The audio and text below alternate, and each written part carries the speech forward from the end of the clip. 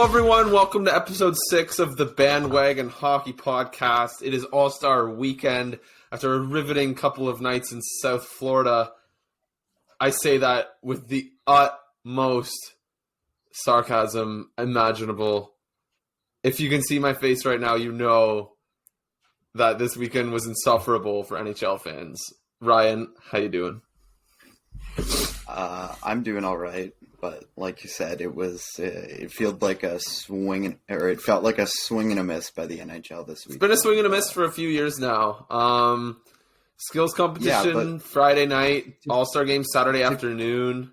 What's up? Typically, I can get excited about the All-Star competition, and like so much so that I went out of my way to try to watch a good chunk of it at work. And it just was not worth it this year at all. Like normally there's some fun moments where some like actual skill is shown off, but this year, I don't know, everything just felt super gimmicky other than maybe a few cute moments, but that was about it. I'm more of a fan of the skills competition, mainly because I think it's super cool seeing all the different players wearing their own jerseys, sort of like interacting and chumming together for a few hours while they just kind of just goof off, and then there's always fun interviews and stuff. Yeah. I've never been one for the game. I find the game to be a complete drag.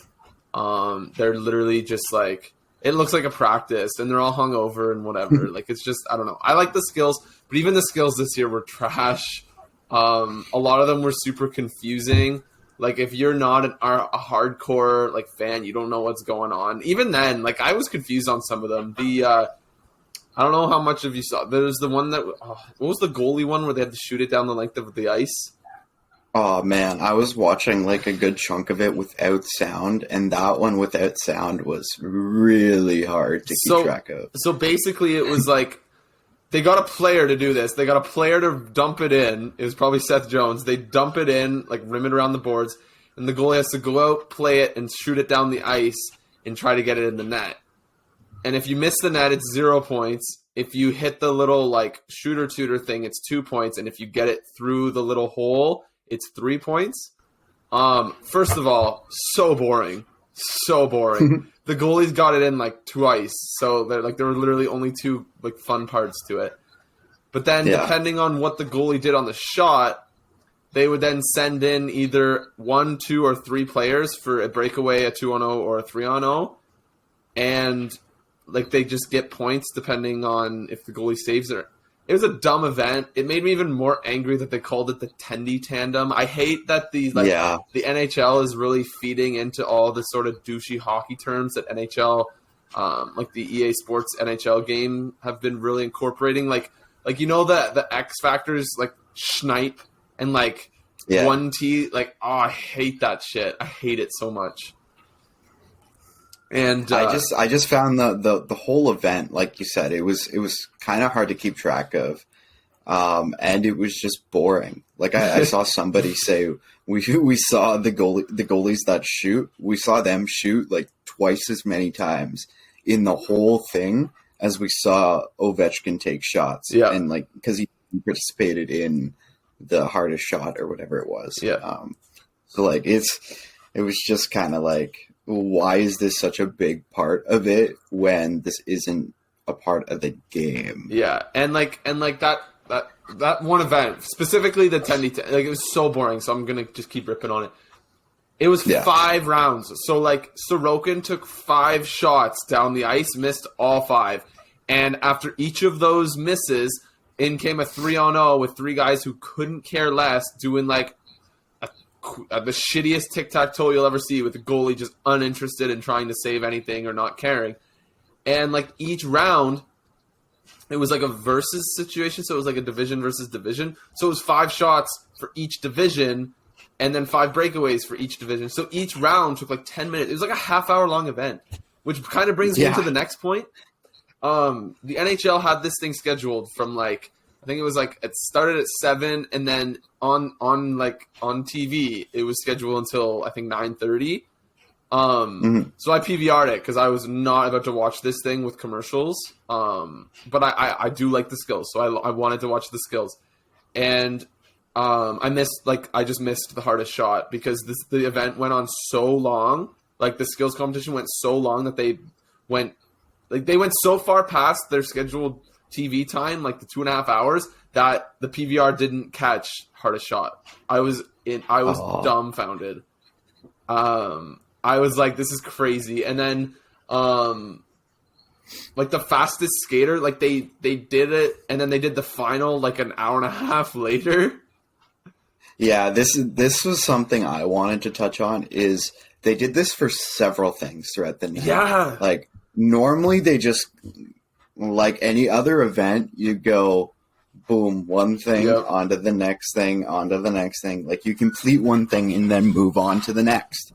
The NHL just decided to do or not do that this year, and I think they were trying to go for the whole like build the hype, have these finals later on in the night, but it just completely flopped. So there were several events that they held like preliminary things earlier in the night, and the fastest skater was one of them, and then had the final way later. Yeah. And it was just ridiculous because, one, you started the event. I want to know who wins it. Yeah. Two, it's ridiculous that they're sitting around for like an hour and then have to warm up to like go and do another lap again. Mm-hmm. And three, people just like lose interest. I forgot. Like after, like it was a good hour later that they brought I don't know, Svechnikov and I think Fiala out to do the final for the fast skater, and I was like, oh shit, yeah, like I forgot that they needed to do this. I guess. Yeah, it was the same. It was the same with the breakaway event too. Yeah, like they did one every. Random. They did one like every quarter of the event or whatever it was, and it was brutal. And maybe that's a good segue into talking about this event too, and just how it was way more boring than usual. So it's been kind of going that way the past few years. Like it's a shit event. I kind of pardon. Not even, because last year's or the year before that was actually pretty good? So this is part of my point though. So this is part of my point. Okay. So it's been pretty shit. Like it's a bad idea. It's essentially the NHL's attempt at a dunk contest, which is exactly what it is.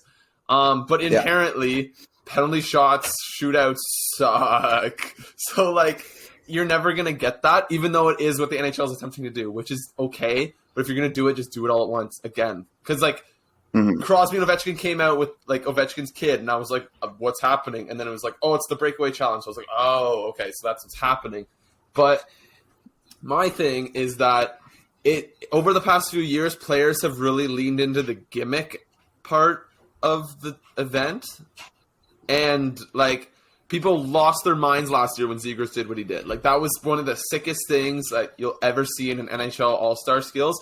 But I think what people sort of misunderstood was that, sure, Zegras was, like, blindfolded and he did the whole... What was it? It was the dodgeball thing. He had dodgeballs thrown at him, and, like, it was cool. Like, he was dressed up. But the part that made it awesome was the move. Like, the gimmick was one thing. The move was what was cool, and I think the players lost focus of that this year. 100%. This year was all gimmick and no skill. Like, it's the skills competition. We still want to see fun and exciting moves that innovate the game. This year, it was just like, I don't know, it was just playing on fun themes, which can be fun if it's done as like a side piece to the skill. But it was the main course of the event, and it felt like it kind of flopped a little bit because of that. Like, Matthew Tkachuk came in, bouncing the puck on his stick. Brady's off to the side watching from a lounge chair in Crocs, which is funny, I guess.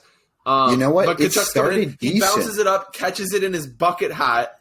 Meanwhile, Luongo is holding a pool noodle as a hockey stick, and Matthew Tkachuk throws it in the net with his bucket hat. And I was just like, what is happening in this right now? Honestly, give Luongo the pool noodle. Let Tkachuk dress up how he did. Let him come in bouncing it, but then try to just do something fun. Yeah. Don't just like drop it in your hat and I don't know, and then just throw it in the net essentially. But at the same time, that like it had potential. It did, but at the same the reason that this event is inherently flawed is because if you don't score, it's like, what do you do then? Like, It just lets the air out. So the goalies like have to let you score, essentially, which is not the case in the dunk contest. Like if you miss the dunk, you get to try again, and like most of the time they they get the dunk unless they try to do something ridiculous. Like if the goalies try when the players are trying to do like these ridiculous moves that are already hard to do on them, it's already hard to do the moves that they're trying to do, let alone with an NHL goalie trying to stop you. So it's just a flawed system because it's one of those things where if you don't score, it's a huge letdown. So I don't know. It's just a bad event. It's a bad event. I don't know if I agree with that because it's always one of the ones that I normally look forward to the most. Like the shootout is not something I look forward to in the game at all for the reason because it's quite literally a skills competition event. Like that's what it feels like to me. It feels like something where individual players can show off their skill. And that's why I like seeing it in that kind of context. But this year, there was just no skill component to it. What would be your thoughts on them bringing back? Remember when they had the elimination shootout? Yeah, kind of. Where all the all-stars line up, and if you score, you stay in, and if you miss, you're out. Yeah. I thought that was cool. Like, I liked that all those years ago. I forget when they did that. But, like, again, and if the NHL wants to go with this, it's like spacing out each event thing, you could have the first set of players, like all the players go for their first shot at the beginning of the night, and then 45 minutes later have all the guys who scored go again, and then all the guys who scored from that group finish it off like a little bit later in the night. Or I don't know. Mm-hmm. But like it's just bad. And then there was like a malfunction like with the surfboards one where they had to shoot at the surfboards to dunk the players. Like one of the surfboards like wouldn't go down. So Nathan McKinnon was like he was shooting it hard and he hit the same surfboard probably 2 or 3 times in a row and it wasn't going down. And I was dying laughing because of course that would happen with the NHL. Like yeah, they're also getting way too far away from like skills events that have nothing to do with the game. Yeah. Like as fun as it is to see Sidney Crosby get dunked in a dunk tank, like what are we doing? Shooting pucks at the surfboards was kind of cool though. Like I didn't mind the idea. I'm more making fun of the fact that it didn't work. Yeah, it's interesting. Like I don't know, but I feel like there's just more way to incorporate the actual game. What about the hockey golf one? Did you see that? Again, I didn't love it because it was just like it was dumb. I don't know. It was very gimmicky. In a vacuum, I liked it. I thought it was neat because I like golf, but like I was like, this is the stupidest thing I've ever seen. In a vacuum, I think that is a really cool concept for like some team social media content. Yeah, but I don't know. I want to see this weekend used as an opportunity to market the players and the skill that they have. It doesn't help either that a lot of it felt silly. It doesn't help either though that the league A doesn't know how to do that and B the players don't want it. Like the players don't want attention. Like that's just how the league works. Yeah, and like I know they were trying to play on the Florida theme with those 2 fun events, but it was also hilarious that they like indirectly related it to like off-season golfing and then tanking. Yeah. I don't know. Honestly. It was just funny those 2 like correlations, even though like it has nothing to do. But people took those and ran with the events were about. It was just funny. Yeah, it was good. I had a point that I wanted to make, but I am blanking right now. If it comes back to me, we'll go back to it. But like, do you want to go to what Gary Bettman said about what the whole weekend? Oh my god. Yeah, sure. I didn't watch any of the All-Star games, so I don't know if you want to skip over. Like, I honestly, like, I didn't see much about the All-Star game. Like, people just didn't really tweet about it. I think people like to make fun of the skills. Oh, so this is the point I was going to make. So until like the players stop getting canceled for ever having a personality, or like as soon as the players sort of come out of their shell, or the league like learns how to market their players, like this, like the league's it's just not gonna happen. Like anything that this league does off the ice doesn't work. Yeah, the one of the other things I want to see them do on these weekends moving forward is another thing that like the NBA does well is they bring they specifically bring like a set of young players that are on the rise. Yeah. Like, I think that would be really cool to have those types of players there and have them. Because honestly, the young guys actually kind of take it a little bit more seriously as they're trying to make a name for themselves. Of course they do. So it makes it more interesting. Mm-hmm. I agree. But, okay, let's move on to what Gary Bettman said about the weekend. Yeah, do you want me to read it? Yeah, go for it. Okay, so essentially the quote that he said that is laughable is that the All-Star Weekend itself doesn't really generate net revenue. It's a very expensive endeavor, and we don't really do this to make money. We do this as a reason to be part of the NHL family. We bring in the players and we put on a show. It's all about branding. It's all about branding while we put on the worst event in sports. Yeah, I don't even know where to touch that. Like, you say it's about branding, but then you have Seth Jones, Brock Nelson, no player from your newest team. Yeah, that's actually good. Chandler Stevenson. Yeah. Like, I don't know. You're hitting all the points. Like, you've got all these guys that nobody knows. Like, are you kidding me? Not having Trevor Zegras at the game? Who was the Anaheim representative? Yeah. Troy Terry. Yeah, like, fuck, who cares? Like, bring Zegras. Like, they're in last place. I don't care if Troy Terry's going to score 30 goals. I don't. Trevor Zegras is the best personality you have in this league. And you, like, bring... You know what they should have done? Caulfield's hurt, which sucks. But, like, next year, Caulfield, Zegras, Quinn Hughes, Jack Hughes...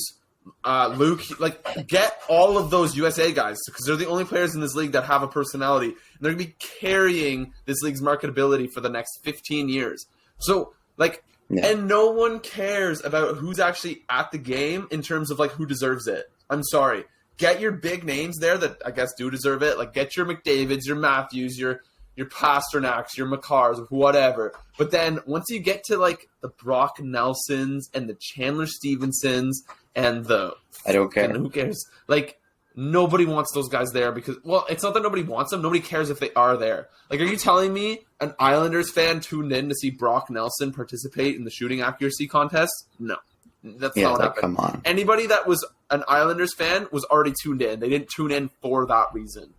And obviously, it's extremely transparent that the league doesn't actually care about this because they let Chandler Stevenson go instead of Jared McCann from Seattle. So yeah, it just doesn't make any sense. You can't tell us it's about marketing and then not market your newest and like elite team in the Western Conference. That's like your biggest market right now in terms of selling merchandise because like everyone wants Seattle stuff because they're good and new. Their content all weekend long was just Bowie doing random shit in South Florida. Yeah, exactly. Like, and so I'm gonna compare it to the NBA a little bit. Like in the NBA. When they have their Hall of Fame vote, let's say when LeBron James, when people are talking about LeBron, okay, this is a bad example because he's like a shoo-in to make it. But let's say you have a borderline Hall of Famer, like a guy who didn't win a bunch of championships, didn't win MVPs, but he was like a really good, like he's Hall of really good. The NBA counts all-star appearances. Like when you're debating guys in terms of all-time greatness, whatever, you like all-star appearances is relevant. Like there is a level of sort of magnitude associated with the All-Star game in the NBA. Like people care about it. In the NHL, I have no idea how many times Sidney Crosby has been to the All-Star game. I have no idea.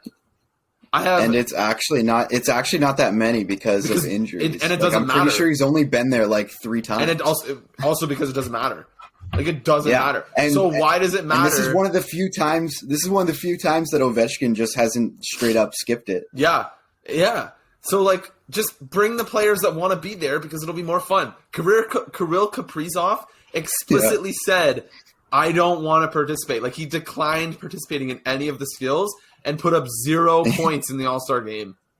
At 3-on-3, and it's Kirill Kaprizov. Participated in 0 competitions, 0 points, and was a -2. Yeah, like the definition of doing nothing possible. Like, I get it. He's one of your best players. His play style is sick. He's, like, young. he's Russian, so he's not as marketable. But like Ovi's your most marketable player in the league. Like Russia, like being Russian doesn't have to do with it. But sometimes they're just more like sheltered in terms of personality and outgoingness. But like, you're not telling me somebody else would have rather been there than Kirill Kaprizov. Like, just who cares who's there? Just bring the guys who want to be there and that sort of deserve, maybe not. But have the tiebreaker be guys that want to be there, because then it'll be a better event and better for marketing. Like, it's true. Like, you're doing this thing in Florida. All those Panthers fans don't know who Kirill Kaprizov is. A lot of them probably don't. So bring someone who wants to be there that's going to entertain them, and then they're going to go look up that player and be like, oh, this guy's good. Like, I want to buy his jersey or something. I don't know.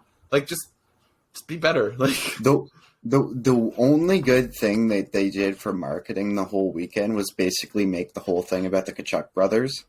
And I think that is a good nail to hit, because they are very marketable, but there's so many other things you can be doing too. Like, you don't need to be mentioning that they're on the same team every 2 seconds. You don't need to be mentioning that, oh, here comes Matthew coming for the MVP every single time he touches the puck. Yeah. Like, I don't know. I think also, I don't know how this works. I don't know if reporters are told what to say, but like, some of the interviews were so cringy. Like, I forget if it was in the locker room or not, but I think it was Kyle Bukowski sitting with the two Tkachuk brothers, and he was talking about like, oh, hopefully you guys can like separate your brotherly rivalry to be on the same team today instead of being at each other's throats. And I'm like, they are grown adults and they're literally older than you. Why? Like, they're not 12. These are grown adults making $8 and $9.5 million a year. Like, they're not kids. Like, people really like to. Like, anytime a Tkachuk is interviewed, it's always about, like, the other Tkachuk. It's so weird. Yeah. That would drive me nuts. Yeah. Like, I don't know. I just think it's super, like, played out. And this is obviously not just the Tkachuks. Like, there's a lot of different examples. Like Ovi and Crosby were probably asked a million different times throughout the night, oh, what's it like to participate in the same All-Star game together after so many years of being rivals?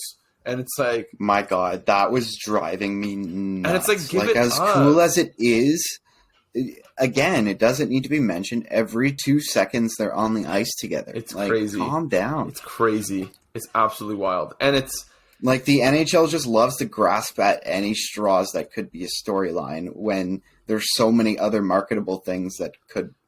Like that, they didn't talk to Jack. They didn't talk to Jack Hughes all night. Like, I didn't see Jack Hughes on. Like, go talk to Jack Hughes. I barely like saw Jason Robertson throughout the whole event. Go interview Erik Karlsson and his daughter. That'd be freaking awesome. Yeah, are you kidding me? Like, Go talk to Logan Thompson. He went to Brock. Like, he shouldn't. Like, he had no business being in this All-Star game 3 years ago, and now he is. Go talk to him. Like. Yeah. Stop harping on the same people over and over. And oh my God, don't even get me started on PK Subban being there. Like, you know what? I didn't mind it. It was just, again, overdone. Yeah. Well, okay, that's what I kind of was going with. Like, I don't know if this stuff is like explicitly scripted. I don't know if he's told to try to be as like outgoing and annoying as possible. But I wanted to jump through my TV screen and punch him a couple times because of how like annoying he was being. And, like, the terminology with Tendy and Bucky and, like... I just didn't think they needed to make him, like, basically borderline the host of the event. Yeah. Like, he was out there for pretty much everything. Yeah.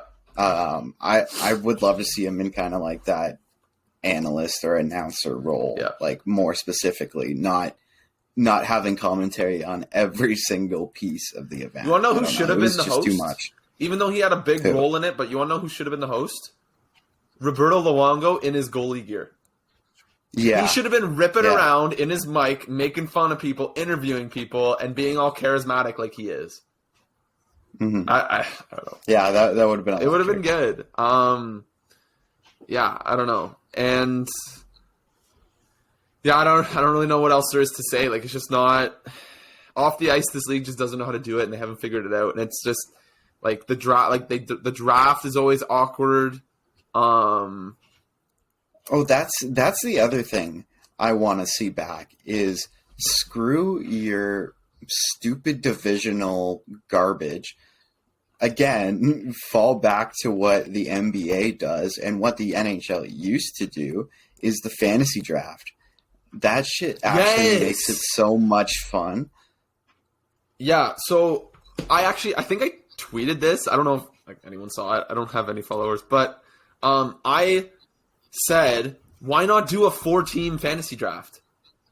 Yeah. Like, have the captains, so whoever had the most votes in each division, let's say, like, whatever, like the 4 captains in each division, draft their teams. Like, 4 teams. Yeah. So you have, like, first pick, second pick, third pick, fourth pick, and then snake it back and forth. That'd be so cool. Are you kidding me? Then it would actually be, like, relevant that Crosby and Ovechkin are on the same team because one of them would have drafted the other instead of just them being in the same division for the 18th time. Like, yeah, it honestly makes so much more sense. Like, I understand what you're going for, trying to bring to. Actually, you know what? I don't even really understand it because these people see each other so often, and they probably already know each other kind of well. Like, sure, it's cool that they have an opportunity to sit in the dressing room and chat with one another, but if you're the captain of a divisional team, wouldn't you want to like draft the players that you actually want to play? It'd be extremely cool. Like the NBA does this. Like this year, so the past few years the NBA has done it, and I think LeBron is drafted every year, but then it's been like sort of a rotation between like Kevin Durant, Steph Curry, Giannis, whatever. And this year they're actually changing it so that the draft's happening on the pregame show for the All-Star game. So the players are going to the All-Star game having no idea who they're playing for. Basically, LeBron and I forget who the other captain is. I think it's Giannis Antetokounmpo. They're drafting their teams and then going out and playing. That's like cool. Schoolyard draft picking. And I think that shit is so fun. Yeah. Well, do you remember the few years that the NHL did it? Like there was the year that Kessel was last pick, and then there was the year that Ovi was campaigning to be last pick because he wanted to get the car. Like that shit was really fun to watch. That stuff is so good. I don't know, but and then it's just inexplicably taken away. But it's probably because it's probably a thing that the players don't want to do because they don't like to like exploit themselves in public. Like they don't like to be the center of attention. They don't.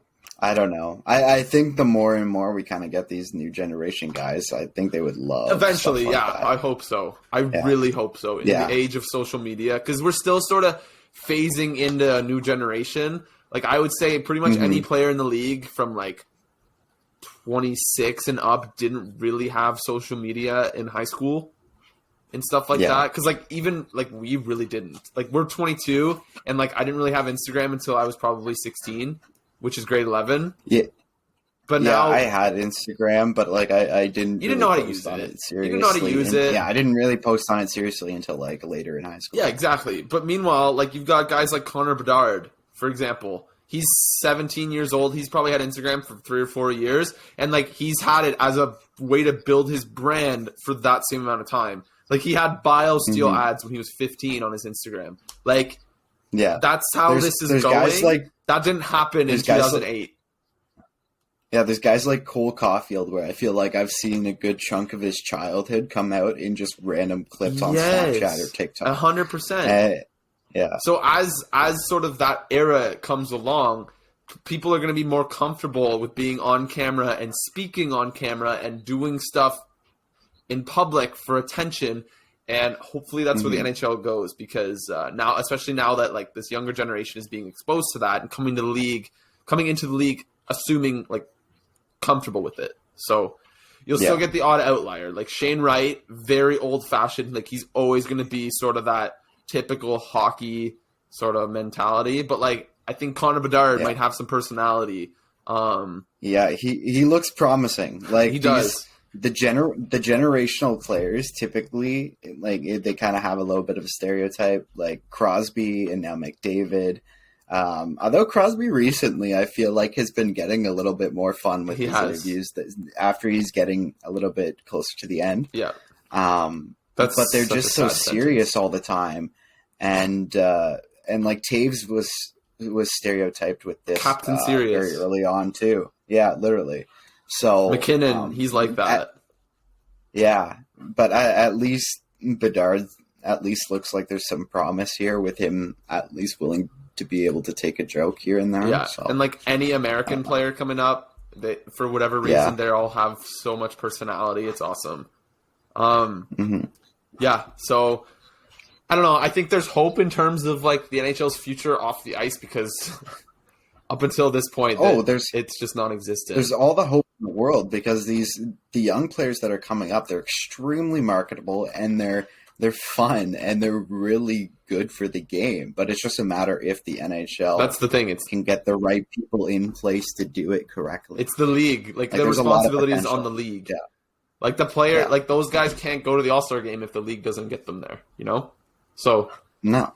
Yeah, I don't know. Oh my God, we've been talking for half an hour about the All-Star game. I thought we would have to like sort of fill some time. Do you have anything else to talk about for All-Star weekend? If not, we can maybe move on to some smaller things that went down for another 5 to 10 minutes. Yeah, I don't think there's too much more from All-Star. Who won it?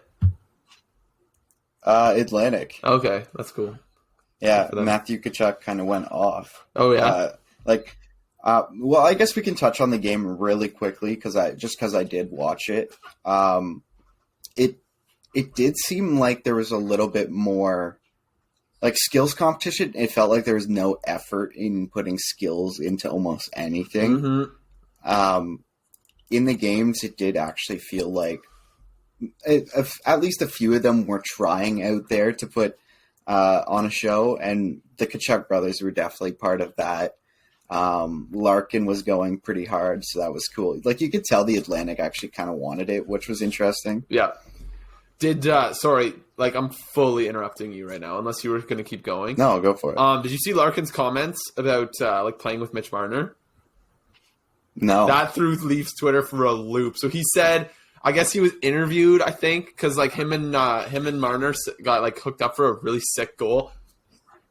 And the quote afterwards was like, yeah, like he's a guy I've always really admired. Like I love playing with him. And when you play with a guy like him, it's pretty easy to score a bunch of nice goals. And Leafs Twitter lost it. Because like he's on the trade board. Like he's a free agent after the season. He's making $6 million. 50% retained is $3 million. Leafs can do Not it. happening. Like shit like that. I thought that was so funny. But like, yeah, I don't know. There was also a play that Marner set up Suzuki for like a really nice goal.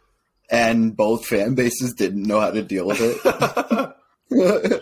They're like, do we celebrate this? It was really cool, but like, it was very cool. What do we do? It was very cool. Also, Toronto hosting the All-Star game next year. Question for you. If you were living in Ottawa and the All-Star game was in Ottawa, would you go? Try to go?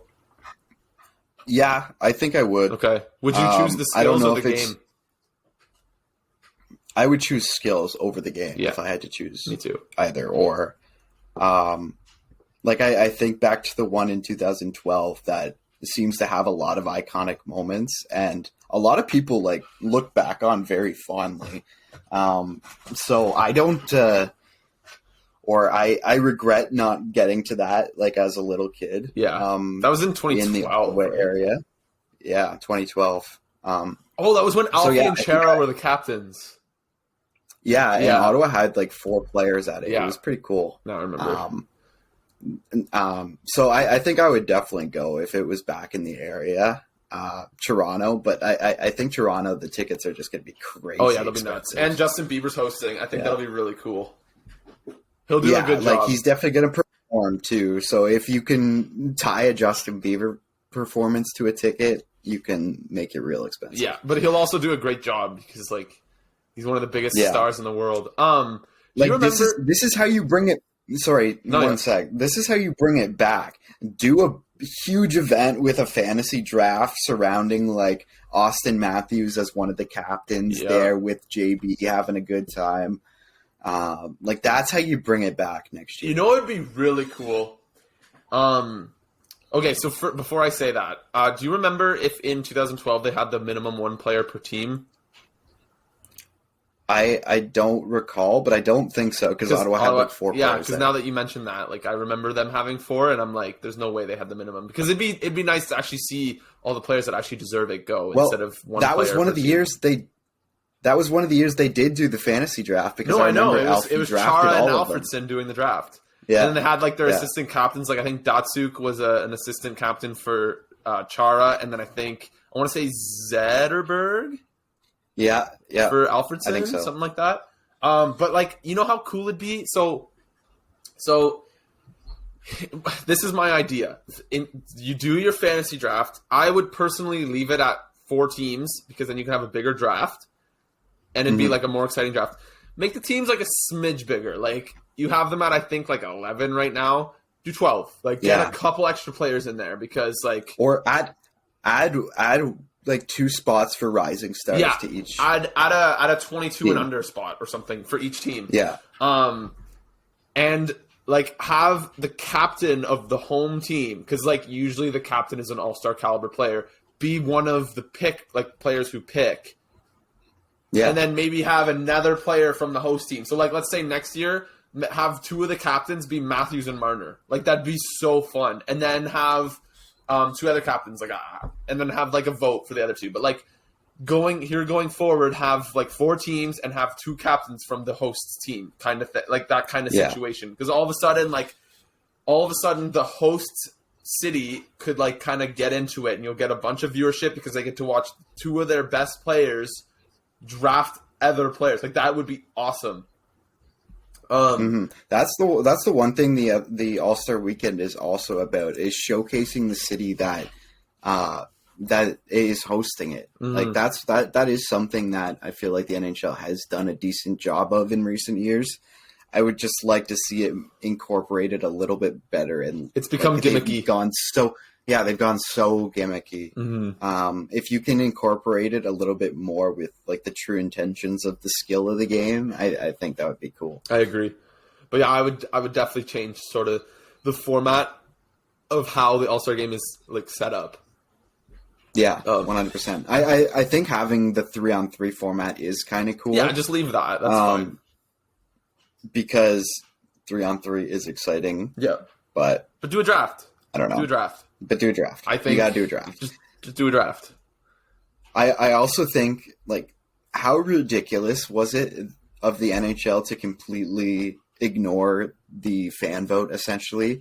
Like, how do you just not bring the players that people want to see there? Like you have clear numbers showing you how many people want to see these players go there and would take an interest in those events. Was it? And you just ignore it. I don't know. I'm kind of on the different end of the spectrum with this. I hate fan votes personally. Because like you can't tell me Tim Stützle deserves to be an All-Star this year. Same with Cole Caulfield. That was just rabid fan bases sort of going crazy for a guy. Yeah, maybe so. But like, if you're gonna do something like that, have it be for 1 spot, not for 3. Okay, this is what I want to. Yeah, I guess this sounds like a little bit of a homer take because it is Tim Stützle. It's very relevant to like Ontario, and because those are the guys that got voted for. Yeah, but I want to see. They're so scared of another John Scott situation, and I think that's why they don't really give any seriousness to a fan vote. But they sent Seth Jones anyway. Yep, you're right. But you can do it so that you limit the people that people vote on. Like, I don't realize. Yeah, they know they could? They can do that. You should absolutely do that. They do that in Major League Baseball. Yeah, I don't think they know that they could do that. They haven't figured out the technology yet. No. No, but the reason I mentioned Seth Jones in relation to the John Scott thing, Dom Luszczyszyn came out and said that Seth Jones' average game score is actually less than John Scott's the year that John Scott went to the All-Star game. So that's awesome. Yeah, I saw you submit that to me, and it's just such a funny. So funny. No, but I think what you do. Because if I'm not mistaken, the 3 players that got voted in were David Pastrnak, who didn't get in originally, which is wild. Austin Matthews, who is your most marketable player in your biggest market. And I forget the third guy. But those 2 guys should be all-stars over Cole Caulfield and Tim Stützle. So I get it. Like, I don't agree with just completely ignoring the fan vote. I would have rather them just not do a fan vote. But I don't disagree with the decision. I don't disagree with the decision they made. Yeah. No, you've hit it 100% on the head. Like, naming Matthews and Pastrnak to that team was the right call. but why do a fan vote where you take in so much fan input to completely ignore it? I think it was just to get the game trending, because the game was trending for a solid 3 days. Clearly, just from people voting. Yeah, clearly, but I don't know. You can incorporate it into something. Like, that's how you pick the captains or something. Yeah. I don't know. Yeah. But it's wild to me that they choose to completely ignore all that and all that interest, essentially, just for the sake of drumming up the hype. I don't know. Yeah. I don't know. Man, we did 40 minutes on the All-Star game. Let's touch on 2 contracts that were signed over the weekend, unless you have anything else. Washington got some business done, signing Dylan Strome to a 5-year extension worth $5 million per season. And I was actually very surprised by this one. They extended Sonny Milano 3 years at $1.9 million per, which is wild for a guy who had to sign a PTO at the beginning of the year. And everyone was like up in arms about, why does this guy have to sign a PTO to make an NHL team? He was awesome last year in Anaheim. Yeah, first of all, that made no sense. And it just kind of speaks to the squeeze that's going on in the NHL. Just nobody has any money to give to any middle or lower six kind of caliber players. But those are both 2 players that I'm glad kind of found spots that they're able to contribute to, because I think you've been kind of on the Strome train here for a while. I have been.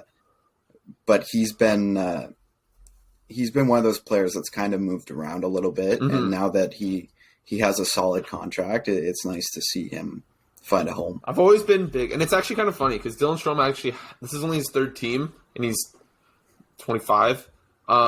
But it seems like he's played for a ton of teams, because he was up and down between like the OHL and the NHL, and then the AHL and the NHL once he actually got up and was like aged out of the OHL. So it feels like he's played for like 5 or 6 teams. But it's really nice to see him get a really solid sort of second line salary, which is kind of where he's at. Yeah, so it's just I'm a big Dylan Strome fan. Like, I wanted Ottawa to go after him in the offseason. Back when Tim Stützle was projected to be a wing, like people thought he was a winger, so I wanted to see Dylan Strome signed to play second line center, sort of behind Josh Norris. But I'm glad for him that he found a spot. Good piece of business for Washington. It's crazy he was a 3rd overall pick in the McDavid draft, eh? Like, that was like he was drafted before Mitch Marner. Didn't he play with McDavid? He did, yeah. Right? And DeBrincat. Like, if you go look at it's kind of wild. Brown. Pardon? And Brown. Yeah, like the Erie Otters of the mid-2010s were insane in terms of the players that they had. They had McDavid. They had McDavid, and then they sort of had Dylan Strome from the McDavid era, and then sort of once McDavid went to the NHL, they had Alex DeBrincat and Connor Brown. And Connor Brown was like a 50-goal scorer in the O. DeBrincat, I think, scored 60 in the O. Something like that, and then both guys ended up being 2nd-round picks. But like Dylan Strome, Do you have Washington's cap? I do. I have it open right now. Do you think they're going to re-sign Connor Brown? Like, I know this is a random conversation, but they traded for him, and then he was out the whole year. I'm just kind of curious with both these re-signings. Now, what does their cap situation look like? So right now they're at a cap hit of $90 million. They're $8 million into the LTIR. Next year they have $65 million on the books. I don't see how many roster spots that says. Okay. Oh my. Okay. Hold up. They have 65.6 repeating on the books. So say 67 million on the books for 10 players. Oh. That seems low. Interesting. But hold up. Let me just count how many guys they have. So they have John Carlson next year. They've got Nick Dowd next year. They've got both their goalies, so that's 4. None of their defensemen. Okay, this is why. What does their winger situation look like? Their winger situation. Okay, so Ovi's signed. Oshie's signed. Mantha's signed through next year. Wilson signed through next year. They could bring back Connor Brown, but this is a team that's going to be penny pinching this offseason. They don't have a lot of space. Yeah, so especially it sounds like so Ryan. So their defense, John Carlson is the only guy they have signed beyond this season. Like straight up. Oh, yikes. They have 5 UFAs and 2 RFAs on their blue line right now. Oh my god. So like I don't think they're going to be keeping Connor Brown. That's going to be sort of like a wasted trade for them. Interesting. That's if unfortunate. I had to guess, obviously I do not know, but yeah. So That he's going to go straight to Edmonton now. he should In free Oh my god! agency. Yeah. Honestly, that's such an Edmonton ad for them. Yeah. It would be give him like a 5 years, $4 million a year kind of thing. Honestly, just Yeah. I don't know. That'd be funny. You played with McDavid Jr. Do it again. Yeah, yeah. But yeah, no. Washington, they've got a ton of money on the books next year for not a lot of players. They're a very old team, but obviously, sort of having Dylan Strome and Sonny Milano commit to medium-term contracts helps that next year. But yeah, the D is a mess for next year. So I don't think Connor Brown will be in their plans past this season. Is he done for the year? Yeah. Okay. Yeah. Damn, that's a sort of brutal for them trading a second-round pick for him and him just like kind of not playing for them. Yeah, just a very irrelevant trade for both teams. Yeah, honestly. I mean, Ottawa could use the second. They could use the second. Ottawa hasn't. Yeah, but they haven't yet. Yeah, okay. The assumption at the time was that they were just going to flip that for help or use it to offload Zaitsev or something. Yeah. But they didn't do anything. Kind of just sitting there. Not yet, anyway. Kind of just sitting there. Yeah. Yeah, I don't know. Okay, we're at 46 minutes. I think that's we're off the the rails. show. Sorry. We've talked about the All-Star game for 40 minutes and somehow managed to discuss Washington's cap outlook. So I consider it a successful 6th episode. Ryan, hit that outro. This was the 6th episode of the Bandwagon Hockey Podcast. We'll be back on Tuesday. Come again. Thank you for listening. This was episode 6.